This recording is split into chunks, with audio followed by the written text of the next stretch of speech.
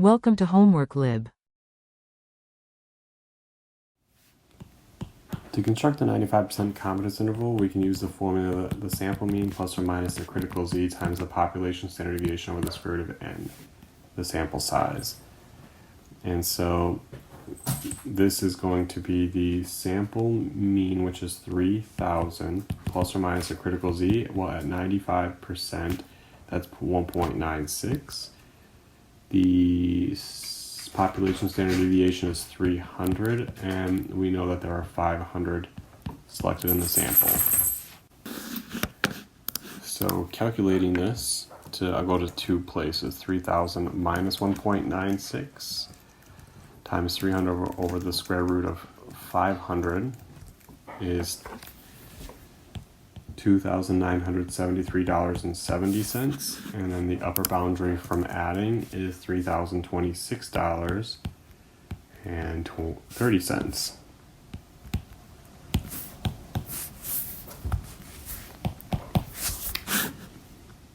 To find the margin of error for a 98% confidence level, that would be z times sigma over the square root of the sample size, and that for 98% is a z-score of 2.33, or a z-value. That's from the standard normal table. And the sigma is going to remain the same, and n is remaining the same.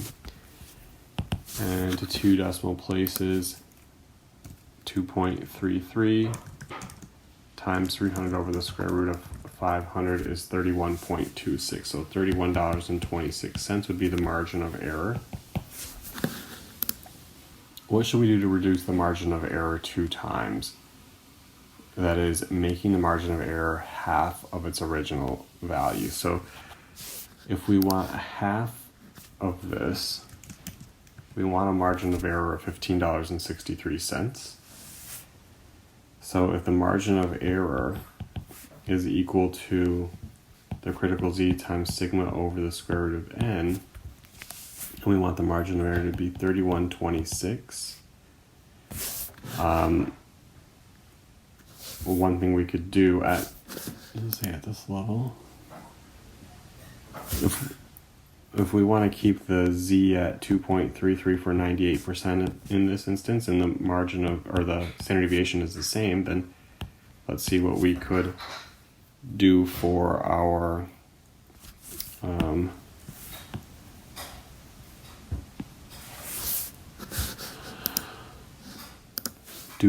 sample size. So this was going to be $15.63.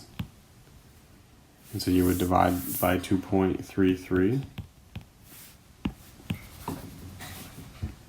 and then you could cross multiply the square root of n,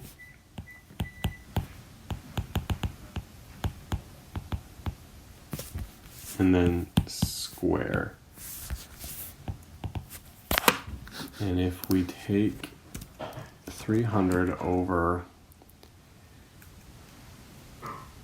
1563 over 2.33, and then square this, we get about 2,000, and it went from 500, so we have to quadruple the sample size.